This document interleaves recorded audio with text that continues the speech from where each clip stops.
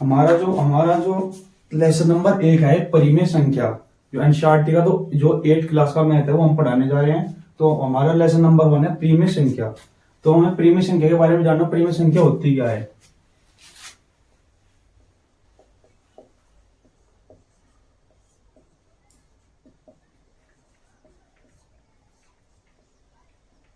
परिमेय संख्या क्या होती है? परिमेय संख्या होती है वह संख्या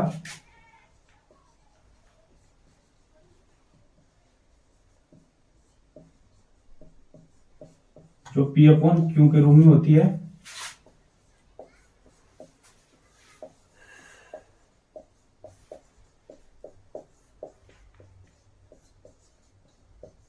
उसमें जो हमारा Q होता है, Q नॉट इक्वल टू 0, मतलब Q हमारा 0 के बराबर नहीं होता। उसमें क्या है हमारा P और Q का जो हमारा में से होता है, P और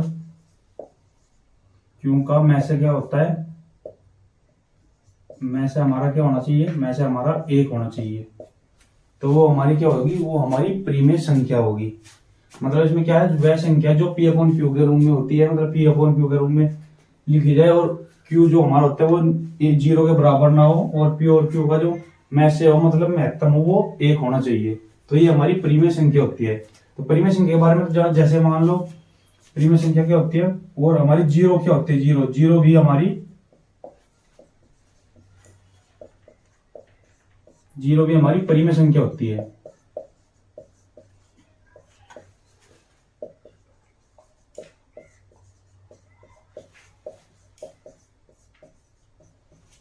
जीरो भी हमारी परिमेय संख्या होती है।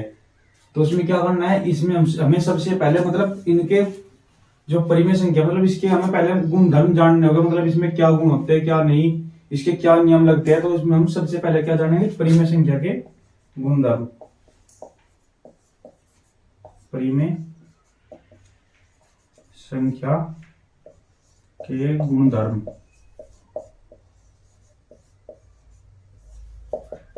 मतलब परिमेय संख्या किस किस चीज में काम करते हैं, इसलिए परिमेय संख्या के हमें गुणधर्म जानने होंगे।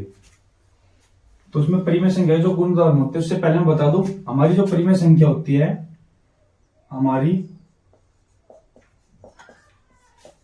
जो परिमेय संख्या होती है, परिमेय संख्या होती है वो हमारी धनात्मक भी होती है और ऋणात्मक भी होती है। वो हमारी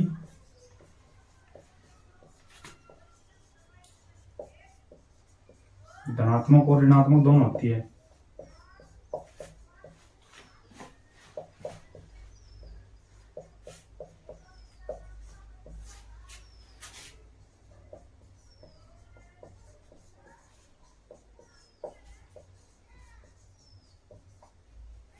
तो हमने इसमें क्या सीखा, इसमें हमने सीखा कि परिमेय संख्या होती क्या, परिमेय संख्या वह संख्या होती है मतलब जिसे हम P अपॉन Q के रूप में देख सकते हैं या लिख सकते हैं, और इसका जो हमारा Q होता है वो 0 के बराबर नहीं होता है। उसमें P और Q का में से जो हमारा महत्तम होना चाहिए वो 1 आना चाहिए इनका। और दूसरी चीज क्या है, 0 भी इसमें हमारी परिमेय ही संख्या होती है। और इसमें क्या है, हमारी जो परिमेय संख्या मतलब उसमें क्या है, परिमेय संख्या में 2 संख्या होती है। परिमेय संख्या मतलब ऋणात्मक भी और धनात्मक भी। परिमेय संख्या धनात्मक ऋणात्मक दोनों ही होती है। इसके बाद क्या जानेंगे, इसके बाद जानेंगे हम परिमेय संख्या के गुणधर्म, मतलब इसके गुणधर्म क्या क्या है, गुणधर्म के बारे में जानेंगे। तो उसमें हमारे परिमेय संख्या के गुणधर्म जाने, परिमेय संख्या गुणधर्म क्या होता है, नंबर 1 होता है हमारा, नंबर 1 क्या होता है हमारा, नंबर 1 होता है हमारा संविर्त। और नंबर 2 क्या होता है हमारा क्रम विनिमय।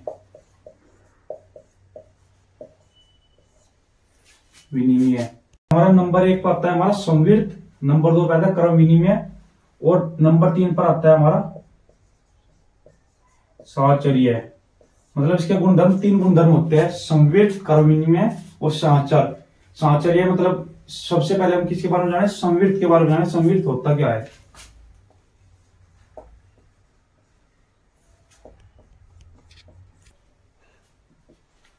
तो संविर्त में क्या होगा, संविर्त में होगा ये, अगर मान लो यदि कोई हमारी परिमेय संख्या है, यदि किसी परिमेय परिमेय संख्या के साथ, यदि किसी परिमेय संख्या के साथ जोड़, घटा, गुणा, भाग करने पर,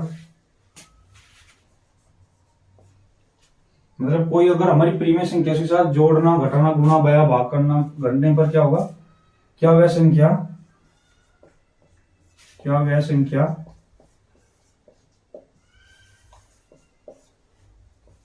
परिमेय संख्या ही होगी।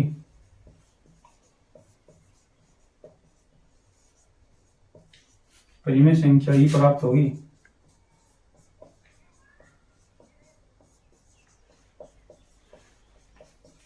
मतलब इसमें क्या है, संविलित में ये है, मतलब अगर कोई परिमेय संख्या है तो उसमें किसी दूसरी संख्या को जोड़ने पर, घटाने पर, गुणा करने पर या भाग करने पर तो वह संख्या परिमेय संख्या ज्ञात होगी। मतलब कुछ और परिमेय संख्या या अपरिमेय संख्या ज्ञात होगी। तो इसके बारे में हमें क्या है, इसके बारे में हमारे फॉर्मूले जोड़ के अलग, गुणा का, घटा का और भाग का, मतलब इसी तरह हम इसके फॉर्मूले लिखेंगे, उसके हिसाब से हम क्वेश्चन करके देखेंगे कि हमारे ये सिद्ध होता है या नहीं होता है।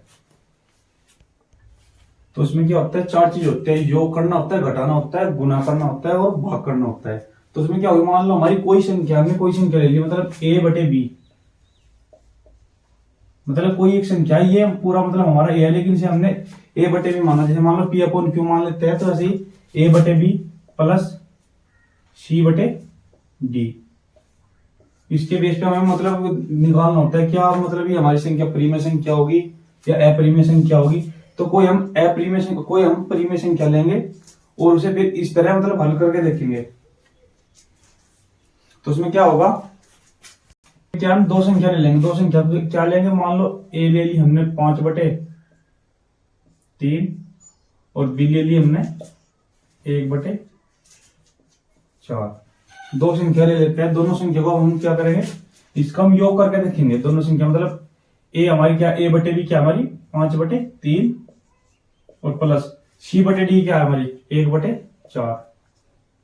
तो इसे हल करेंगे, क्या होगा, इसका एलसीएम लेंगे, 4 या 12, 3 चौक 12, तो 4 पंजे 20, 4 या 12 3, ये आएगा हमारा 23/12। तो अब देखते हैं घटाने पर क्या होता है। घटाने पर हम यही संख्या रखेंगे, तो 5/3 माइनस 1/4, तो इसमें क्या होगा, 4 या 12, तो 3 जो 4 पंजे 20, क्या होगा 4 या 12 माइनस 3, तो क्या हुआ 17/12।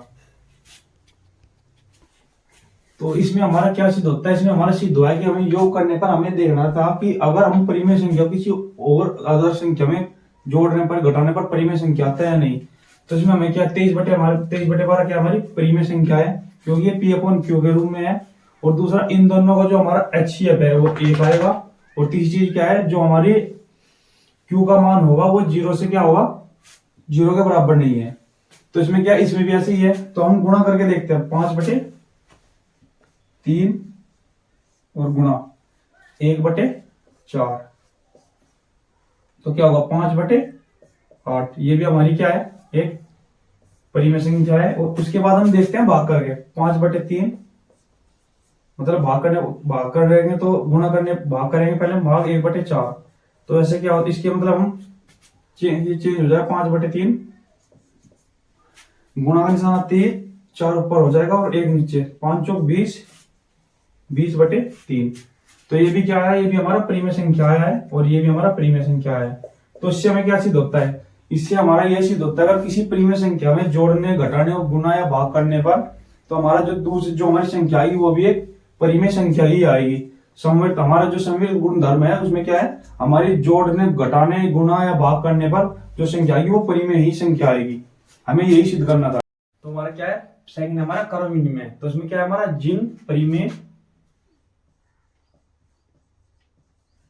जिन परिमेय संख्याओं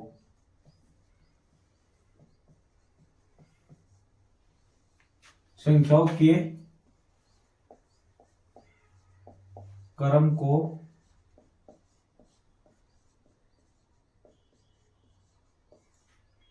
बदलने पर जिन परिमेय संख्याओं के क्रम को बदल जिन परिमेय संख्याओं के क्रम को बदलने पर उनके उनके उत्तर में कोई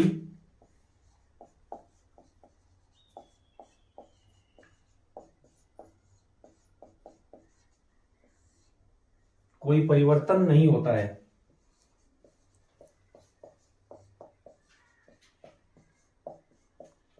नहीं होता है वे संख्याएं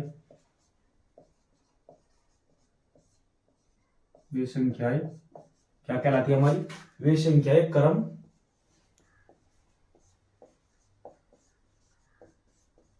विनिमय कहलाती है।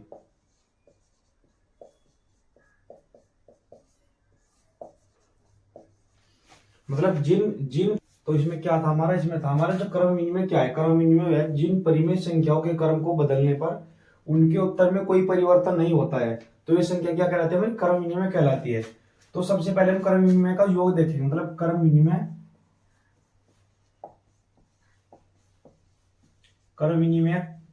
का योग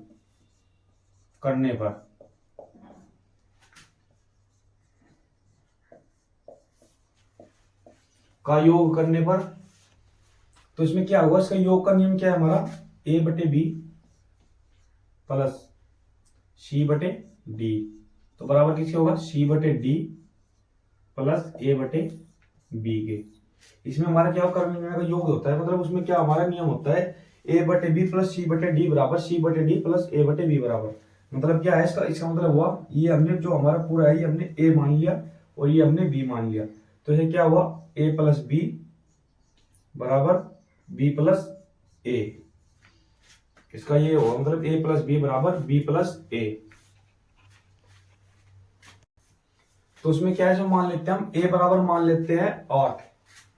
मान लिया हमने a बराबर 8 मान लिया और b बराबर हमने क्या माना? 3। तो उसे देखते हैं, मतलब इसके यहाँ पे मान रख के देखते हैं कि दोनों संख्या हमारी क्या होती है, इसके क्रम विनिमय का योग आता है हमारे या नहीं। तो a प्लस बी बराबर क्या है हमारा? 8 प्लस 3 बराबर b क्या है हमारा? b हमारा 3 प्लस 8, तो 8 प्लस 3 क्या होगा? 11 और 3 प्लस 8 क्या होगा? 11। मतलब ये जो हमारी संख्या इसके बराबर होनी चाहिए, तो हमारा क्या है? तो ये हमारी ये संख्या इसके बराबर आती है। एक उदाहरण और करके देखते हैं। तो उसमें क्या मानते हैं हम? दूसरी संख्या मान लेते हैं a बराबर 3/2 और b बराबर क्या मान लेते हैं हम? b बराबर मान लेते हैं हम 2/3। तो उसमें क्या होगा हमारा क्रम विनिमय के, मतलब उसका हम देखेंगे योग करेंगे हम। तो उसमें क्या होता है? a का मान क्या हमारा? 3/2, तो a प्लस बी और b प्लस ए हमारा ये मान है, मतलब इसका हमारा ये नियम है। तो क्या होता है? 3/2 प्लस 2/b का मान है हमारा 3, तो यहाँ पे हमारा b का मान क्या है? 2/3 प्लस a का मान क्या हमारा? 3/2। तो उसमें क्या होगा? हम इनका दोनों का एलसीएम लेंगे। एलसीएम क्या होगा? 3 और 2 का 6, 2 3 6, 3 3 9, 3 दूनी 6, 2 दूनी 4, इनका फिर एलसीएम लेंगे। 3 दूनी 6, 2 3 दूनी 6 प्लस 2 3 3 9, तो उसमें क्या होगा? 2 3 का 6 आगा, 2 3 6, 3 3 9, 3 दूनी 6, 2 दूनी 4, 3 दूनी 6 और 2 दूनी ये 4 होगा। 3 दूनी 6, 2 दूनी 4 और 2 3 6, 3 3 9, तो 9 और 4 13, 13/6 बराबर इसमें क्या होगा? 9 और 4 13, 13/6। तो मतलब ये हमारे ये पक्ष हमारे इस पक्ष के बराबर आया। तो इसका क्या है? इसके बारे में क्या लिखेंगे हम? अब हम इसे लिखेंगे, किस तरह लिखेंगे हमसे? क्या होगा? ये हमारी क्या हुई? परिमेय संख्या। तो हम इसे क्या लिखेंगे? परिमेय संख्या। परिमेय संख्या में क्रम बदलने पर, परिमेय संख्या में क्रम बदलने पर, परिमेय संख्या में क्रम, तो परिमेय संख्या में क्रम बदलने पर उनके उत्तर में कोई परिवर्तन नहीं होता है।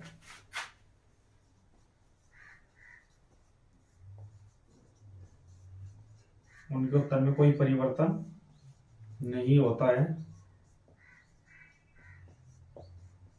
मतलब योग करने पर उनके उत्तर में कोई हमारा परिवर्तन नहीं होता है। और दूसरा क्या है इसमें क्या लिखेंगे हम?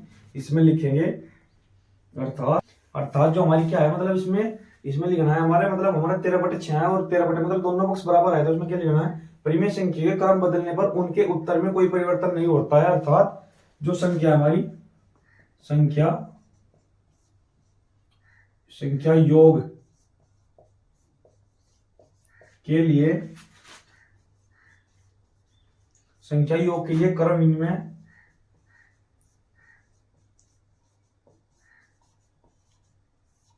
इनमें नियम का पालन करती है।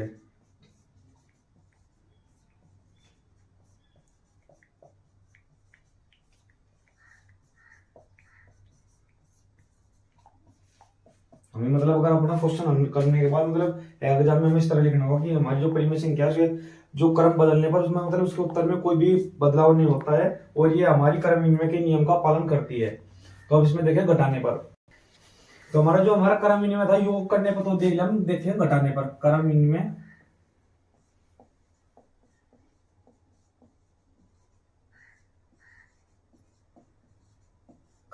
घटाने पर, तो घटाने पर क्या होगा हमारा a/b माइनस c/d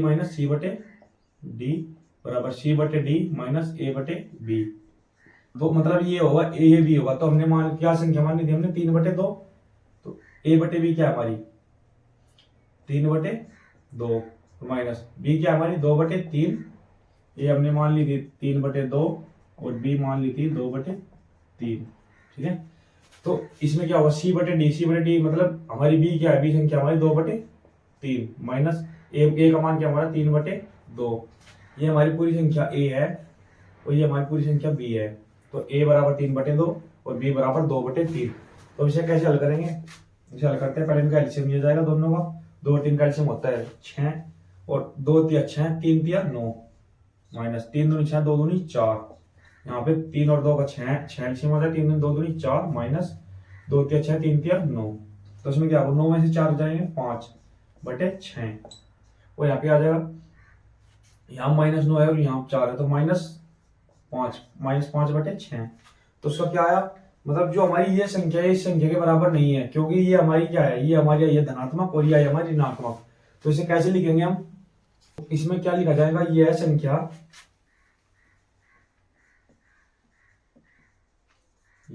घटाने पर क्रम विनिमय का पालन नहीं करती है।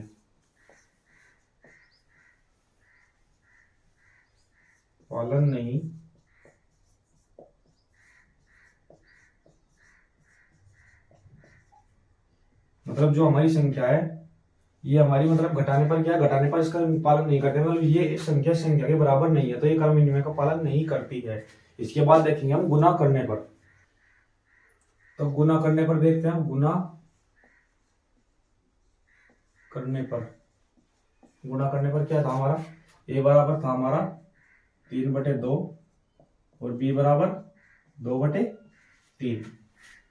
तो इसमें गुना करने पर क्या होगा, यहाँ है हमारा a/b गुणा c/d बराबर c/d गुणा a/b।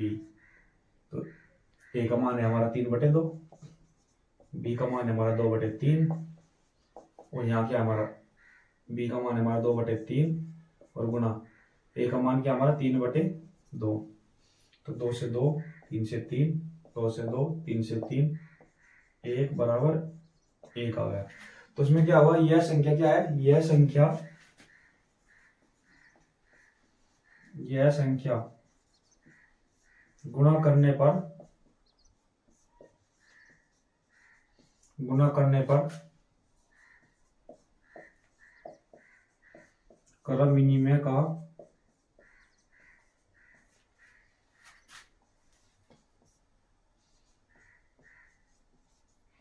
पालन करती है।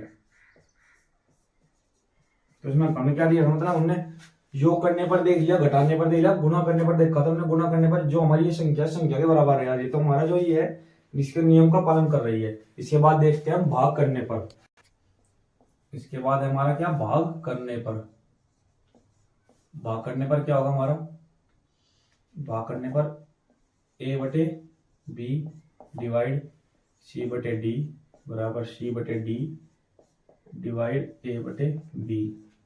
a का मान क्या था हमारा 3/2 भाग 2/3 बराबर 2/3 भाग 3/2।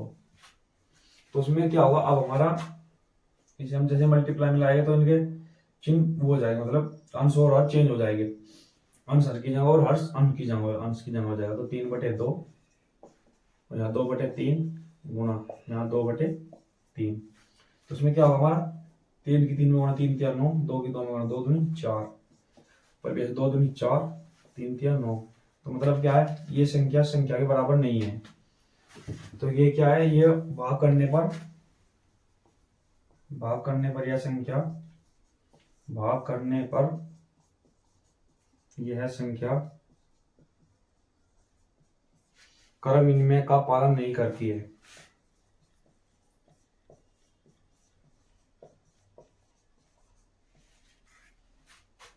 का पालन